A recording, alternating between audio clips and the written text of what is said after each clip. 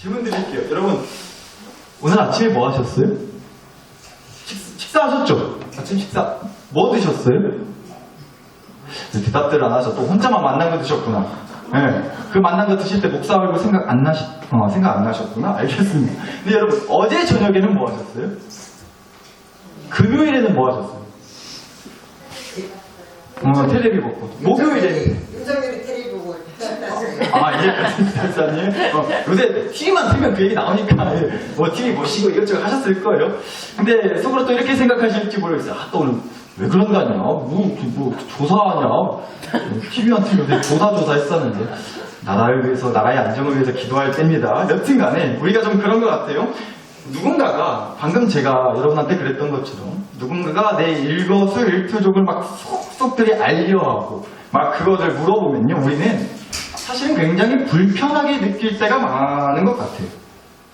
여러분, 제가 만약에요, 제가 여러분 주변에 빙글빙글 맴돌면서 여러분을 매일같이 몰래 훔쳐보고 있다고 생각을 해보세요.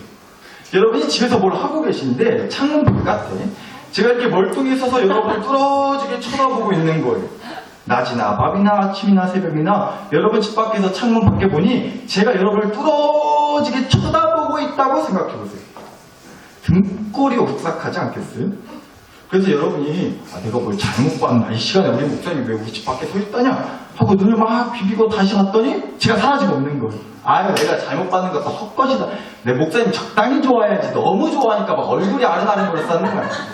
그러신 분은 없는 것 같네요. 표정 보니까. 여튼간 이미 충분히 적당히 좋아하고 있다고 생각하시는 것 같은데, 여튼간에 눈 비비고 다시 봤더니 없는 거예요. 제가 그래서 잘못 봤는 것 같다 하고 말았는데, 갑자기 여러분 집의 안방문이 끽 하고 열리더니요, 제가 문틈 사이로 여러분을 이렇게 뚫어지게 쳐다보고 있다고 생각을 해보세요.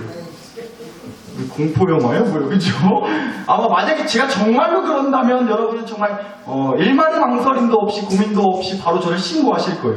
주거 침입죄로 신고 당해도 싸죠. 여러분, 제가 뭔 얘기 하려고 그러냐면은, 그만큼 우리는 누군가 나를 쳐다보는 거, 내 허락도 없이, 내 의사와 상관없이 나를 늘 쳐다보고 지켜보고, 그러면서 나의 일거수일투족을 알아내려고 막 주변을 계속 맴도는 거, 우리는 그거 되게 싫어하고 불편하게 느낀단 말이죠. 무서워하기까지 한다는 거예요. 왜요? 우리는요, 솔직히 우리 자신을 다 드러내는 걸, 다 보여주는 걸 싫어하거든요. 사실 그래요.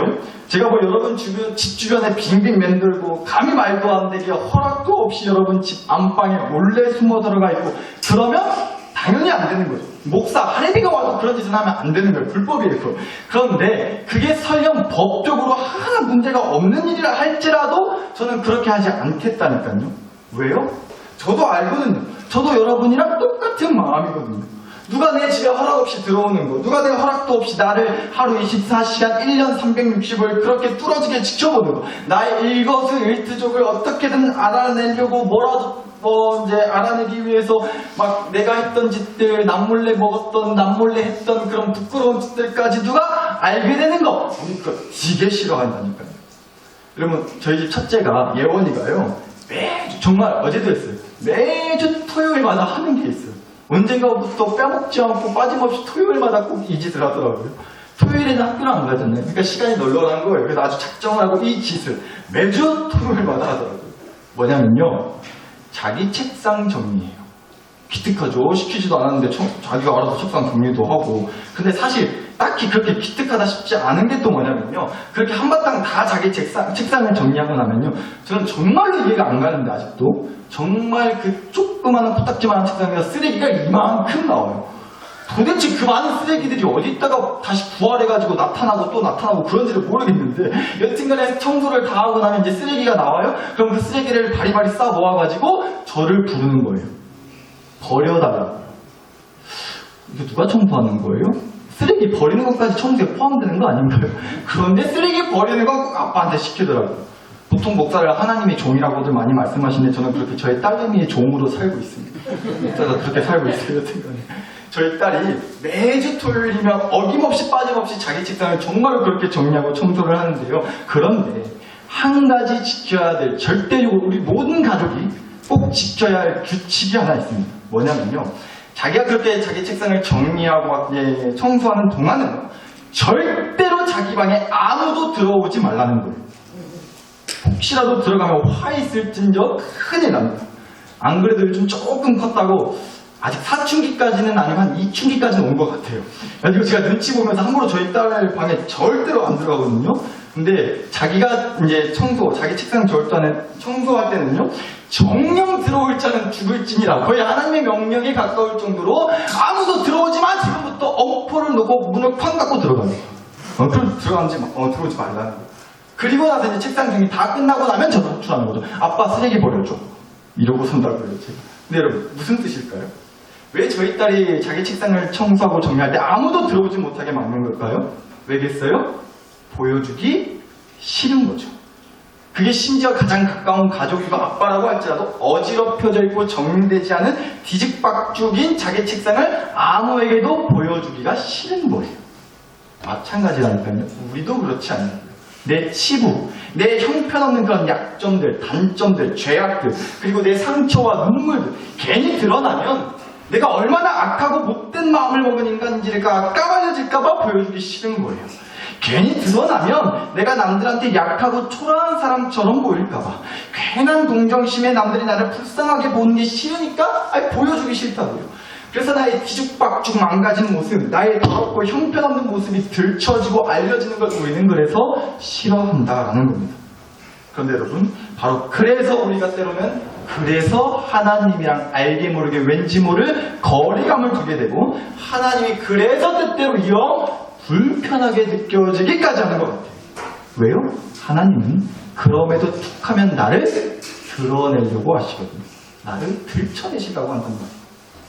여러분, 우리 예수님이 이 땅에 오셔서 하신 일이요, 병든 사람들 고쳐주시고, 사랑으로 은혜를 베풀어 주시고, 또 아주 너무나도 감동적인 설교를 해주셔서 많은 사람들에게 깊은 깨달음을 주신 것도 있지만, 그런 일들도 하셨지만, 또 예수님이 만만치 않게 하셨던 거, 드러내고 들춰내시는 거, 이거 전문가 하셨다는 거예요. 한번 말씀 좀 보실게요. 마태복음 12장 14절, 15절, 34절입니다. 바리새인들이 나가서 어떻게 하여 예수를 죽일까 의논하거늘 예수께서 아시고 거기를 떠나가시니 많은 사람이 따르는지라. 독사의 자식들아, 너희는 이 악하니 어떻게 선한 말을 할 수 있느냐? 이는 마음에 가득한 것을 입으로 말함이라. 라는 말씀이 나와요. 예수님 당시에 하여튼 예수님 못 잡아먹어서 안달난 바리새인이라고 하는 인간들이 있었다고. 이 당시에 이제 바리새파라고 했어요. 사실은 하나님 잘 믿었어요. 누구보다 성경 말씀 토시 하나 빼먹지 않고 그대로 지키고 따르면서 살겠다고. 그러니까 아주 훌륭하고 모범적인 교회 성도이자 신앙인들이 모여서 으쌰으쌰 했던 게 바리새파였어요. 그리고 그 바리새파에 속해 있던 사람들을 바리새인이라고 불러요. 그런데 이 인간들의 문제가 뭐였냐면요, 자기들만 잘났다고 생각하는 그 교만의 마음이 문제였다는 거예요. 자기들만 옳다고 생각하는 그 재수없는 마음이 문제였다는 거죠. 여러분도 주변에서 그런 사람 있잖아요. 지 말만 옳다고 하죠. 지 말만 옳다고 그렇게 잘난 척을 떨어싸는 그런 재수없는 인간들이 있어요, 없어요? 그때 머릿속에 지금 생각나는 그 사람이 바리새인이에요. 여하튼 그 바리새인들 기준에서 예수님도 탈락이셨다는 거예요. 여러분, 바리새인들이요, 구약성경 말씀에 안식일을 지키라고 되어 있다고 자기들은요, 안식일날, 참고로 안식일날은 지금으로 치면 토요일을 말하는 겁니다. 토요일날 안식일날은 아무것도 안 하겠다, 그게 안식일을 지키는 거다, 그렇게 생각을 해서요 정말로 아무것도 안 하고 살았는데, 예수님은요 안식일이든 뭐든 상관없이 안식일날 막 사람들도 고쳐주시고 하실 거 다 하고 돌아다니시는 거예요. 바리새인들은 그게 마음에 안 들었다고. 또 거기다가 예수님이요 여기저기 돌아다니시면서 하나님이 어쩌고 저쩌고 죄가 어쩌고 저쩌고 이렇게 얘기하고 다니시니까 바리새인들이 또 그것도 마음에 안 들었어요. 자기들만 하나님에 대해서, 죄에 대해서 얘기할 수 있고 사람들한테 가르칠 수 있다고 생각하는데, 대단한 것처럼 자기들만 뻗을 수 있다고 막 생각했는데, 예수님이 감히 자기들 영역을 침범해서 사람들한테 설교하고 다니시니까 크게 그렇게 눈부시려 죽겠다라고 생각해서 아주 그냥 바리새인들이 예수님을 못 잡아먹어. 말씀도 보셨지만 어떻게 예수님을 죽일까 의논했다고 하잖아요. 그런데 여러분, 우리 예수님이요 뭐 하는 거 전문가시라고요? 드러내고 들춰내는 거 전문가셨다는 거예요. 바리새인들이요 그렇게 겉으로는 하나님 아주 잘 믿고 성경 말씀대로 똑바로 신앙생활 하는 것 같아도요, 그 속에는 아주 눈구렁이가 그득그득하다는 걸 예수님이 들춰내셨다라는 겁니다. 그래서 말씀 보고 계시지만 예수님이 이러고 한 소리 하셨잖아요. 야, 이 독사의 자식들아, 너희는 악하니 어떻게 선한 말을 할 수 있느냐. 이는 마음에 가득한 것을 입으로 말합니다. 여러분 보세요. 지금도 그래요. 우리가 뭐 사람들한테 욕을 하면 안 되지만 사람인지라 욕이 튀어나올 때 있잖아요. 그럴 때 보면 우리가 온갖 동물들을 다 갖다 붙이지 않냐고. 대표적으로 뭐 개, 소, 돼지, 닭 이런 거 있는 것 같아요. 으이 소처럼 미련한 인간. 으이 닭대가리. 또 먹냐 돼지같이 디렉디로 삶아져가지고 또 쳐먹어. 이렇게 동물들 다 이제 출연시킨단 말이죠. 근데 아무리 봐도 제일 센 건 아무래도 개 같아요. 개, 멍멍 개 말하는 거. 이런 개, 야! 뭔지 아시죠? 개, 이건 개만도 못하는 거야. 제가 전에도 한번 얘기 드렸던 것 같은데, 저희 딸들이 동물을 엄청 좋아해요. 한 번은 저랑 같이 이제 차를 타고 가고 있는데, 정말 귀여운 조그만 강아지가 주인을 잃었는지 길바닥을 그냥 혼자 돌아다니고 있더라고요. 그걸 보고는 저희 딸들이 이렇게 너무 좋아가지고 저한테 말했다니까요. 아빠 저기 봐봐! 아빠 개새끼야! 아빠 개새끼! 이렇게 얘기를 하더라고요. 개새끼가 욕이란 걸 알 법한 나이가 됐음에도 불구하고 분명 알 텐데 저를 향해서 아빠 뒤에 개새끼라고 붙인 이유는 어떤 분명한 의도와 아빠를 향한 묵혀놨던 감정이 들어갔다는 의심을 심각하게 하지 않을 수가 없었습니다. 이제는 쓰레기 대신 안 버려줄 거예요. 여튼간에 그런 적도 있어요. 걱정 마세요. 제 설교는 3000% 빠지는 것 같다가도 어떻게든 도로 빠꾸 합니다. 독사의 자식들! 이기 때문에 약이 나온 거예요. 그러니까 예수님이요. 진짜 그 정도로 화가 나셨던 거예요. 진짜 세게 욕하신 거예요. 사람한테 독사가 뭐 그냥 방울배 정도도 아니고 독사, 생고사 같은 거. 독사라고 하는 거 진짜 세게 욕을 하신 거라고요. 그렇잖아요. 한번 여러분 옆에 분들 바라보시면서 이쯤 되면 딱 주무시기 좋은 시간이니까 잠도 깰 겸 한번 옆에 분들 바라보시면서 이렇게 한번 말해주실게요. 근데 대신 부탁드리겠습니다. 절대 무표정으로, 묵뚝뚝한 표정으로 그렇게 따라하시면 안 돼요. 그럼 싸움 납니다. 아셨죠? 정말 화나게가 아니고 환하게 밝은 미소를 띄우면서 저를 떠나서 옆에 분 바라보시면 이렇게 해주세요. 어쩜 이렇게 뱀 같으세요? 시작. 너무 감사합니다. 제가 사실 이걸 따라하시라고 시킬까 말까 굉장히 고민을 많이 했어요. 어젯밤까지.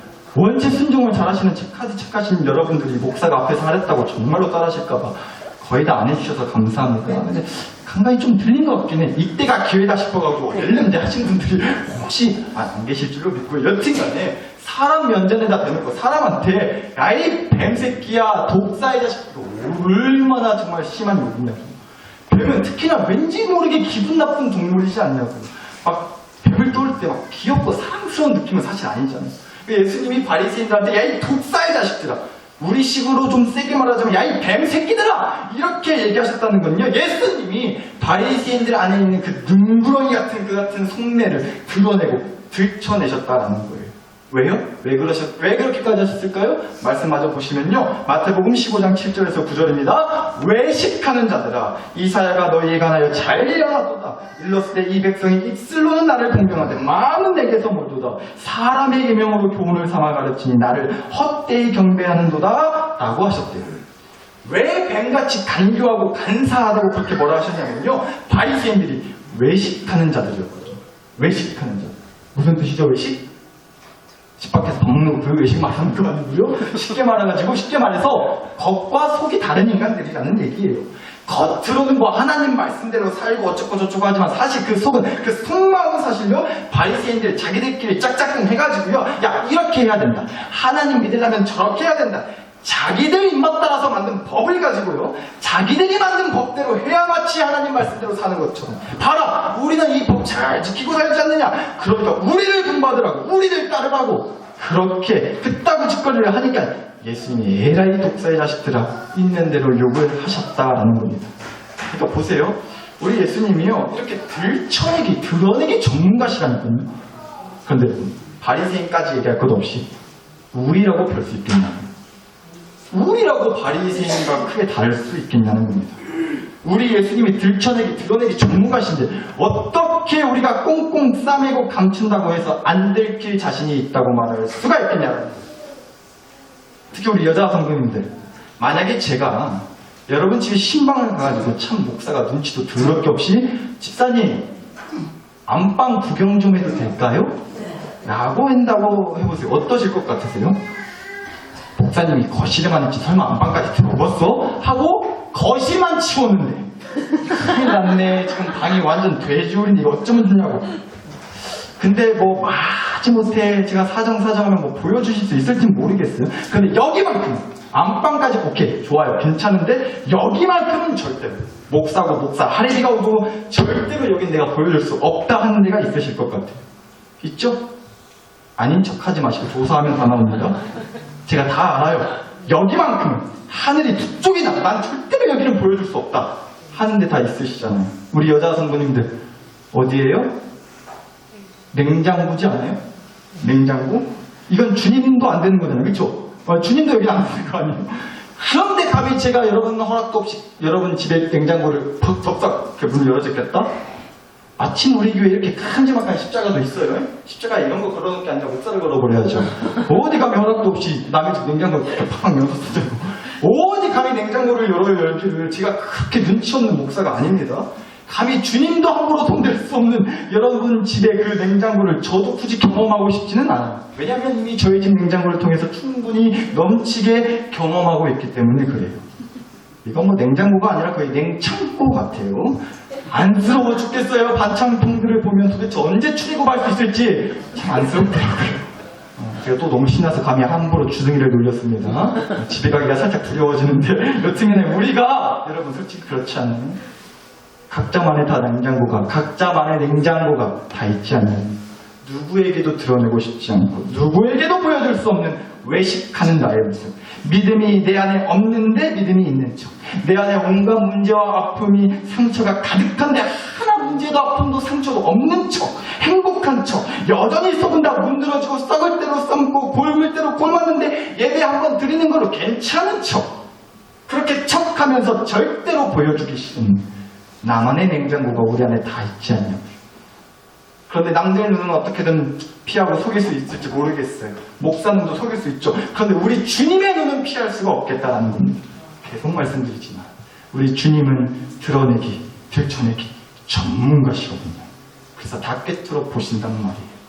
그런데 여러분, 그래서 우리가 때로는 주님이 불편하고 가까이 하고 싶지 않다라는 결론을 내리게 된다. 예수님한테는 다 들킬 것 같으니까, 하나님한테는 다 보일 것 같으니까. 그런데 저는 말씀드리고 싶은 거예요. 그래서 오히려 주님한테만큼은 온전히 다 까놓고 다 드러내고 다 들춰내면서 사시자고요. 그게 우리의 결론이 될 수 있었으면 좋겠습니다. 그런 의미에서 성경 말씀에 나온 이 한 사람을 오늘 우리가 좀 주목해서 함께 떠올려 봤으면 좋겠는데요. 바로 엘리야라고 하는 하나님의 선지자예요.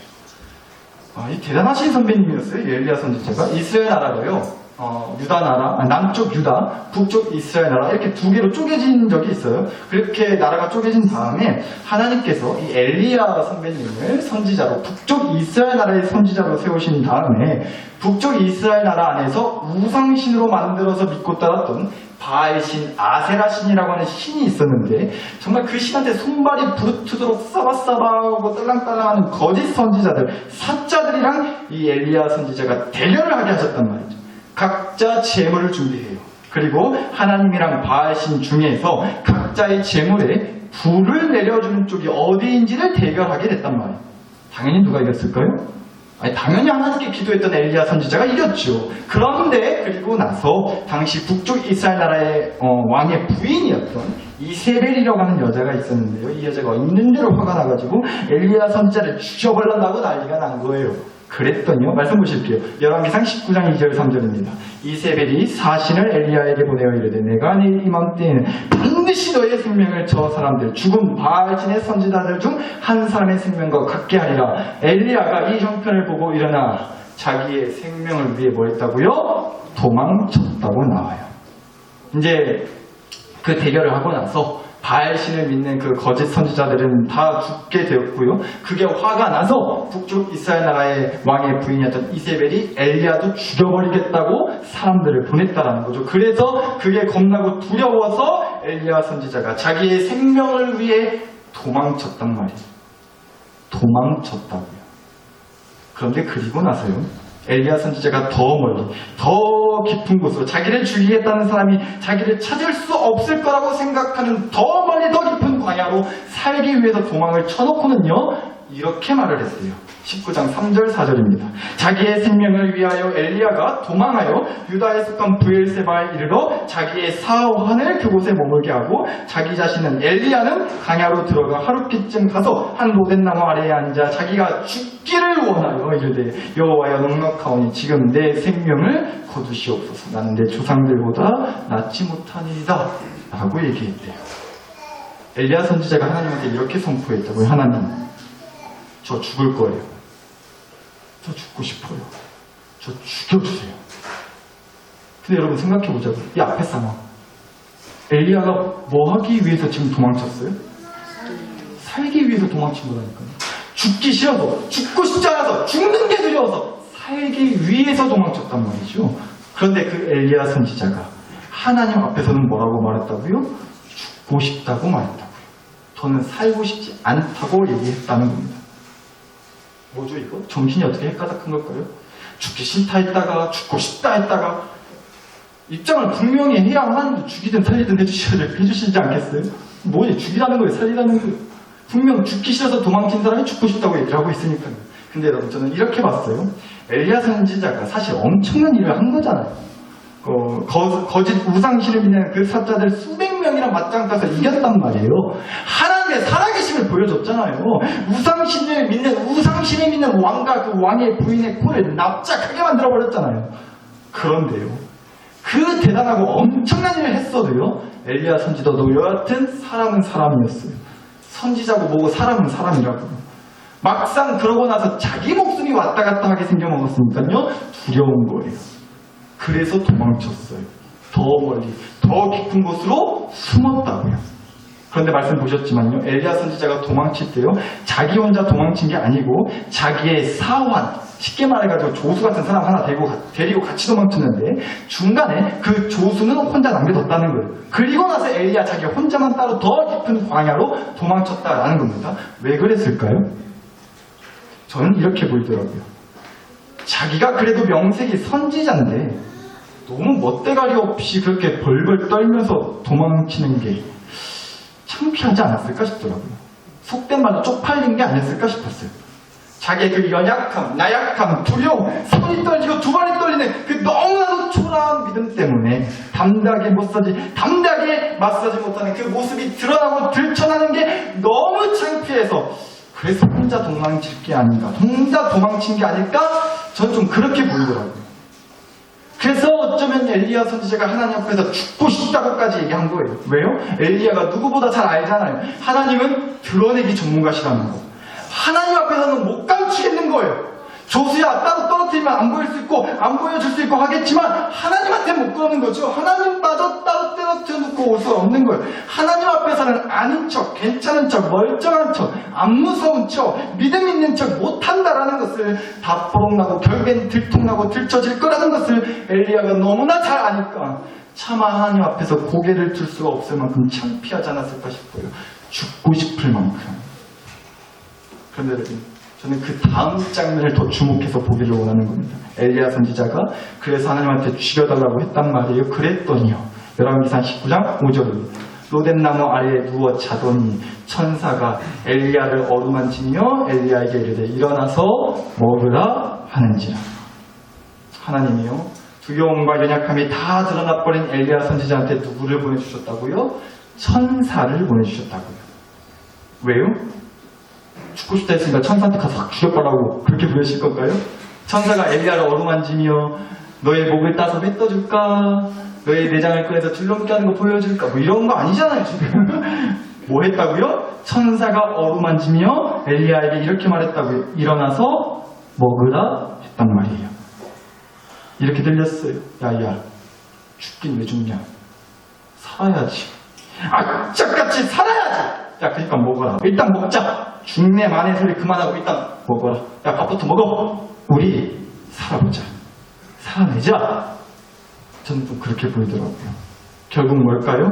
여러분, 우리 하나님은요, 드러나게 하신다니까요. 우리가 아무리 꽁꽁 싸매고 숨겨두고 도망치고 감춰도요, 아닌 척, 괜찮은 척, 문제없는 척, 멀쩡한 척을 해도요, 우리 속에 꽁꽁 싸매고 있는 그 슬픔, 아픔, 상처, 두려움, 불안함, 믿음 없음 모두를 다 드러내시고 들춰내신다고요. 왜요?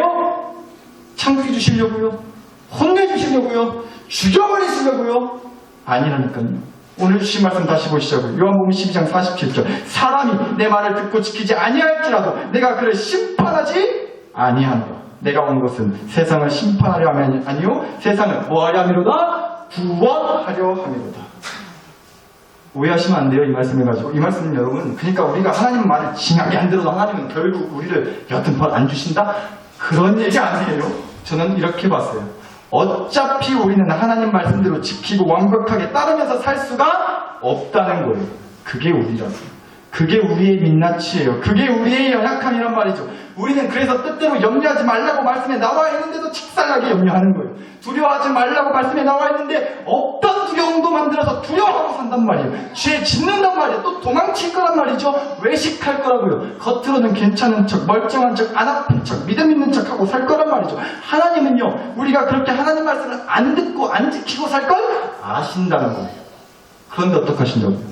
심판하지 않으신다고요. 오히려 뭐 해주신다고요? 구원해 주신단 말이에요. 하나님이 왜 우리의 연약함, 우리의 초라함, 우리의 형편하는 그 속의 모습들을 일부러라도 내쫓으시냐고요? 왜 불편하게, 왜 부담스럽게, 왜 짜증나게 드러나게 하시냐고요? 구원해 주시려고요.